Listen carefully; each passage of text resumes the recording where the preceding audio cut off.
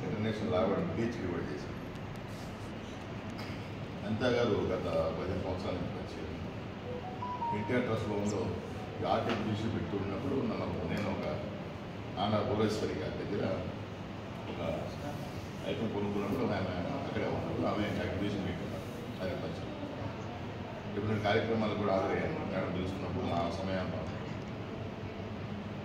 ఈ సాయంత్ర సమయంలో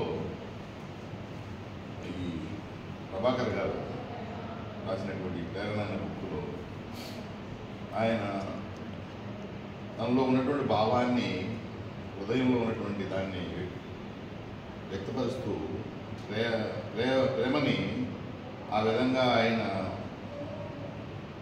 ఊహించుకుంటూ ఆమె ప్రేయసి వైఫ్ ఏ విధమైనటువంటి ప్రేరణ ఆయన పొందాలని, ఆమె భావాలు, ఆ వ్యక్తీకరణ ఎలా ఉన్నాయి ఏంటి అనే దాని మీద ఆయన సొంత భావంతో ఆయన ఈ బుక్ ద్వారా తెలియజేస్తూ, ప్రేమించడం అంటే ప్రేమే ఈ రోజుల్లో ఉన్నటువంటి ఈ యొక్క కొత్త తరం యువతకి ఇది ఒక ఆదర్శంగా తీసుకుంటారని,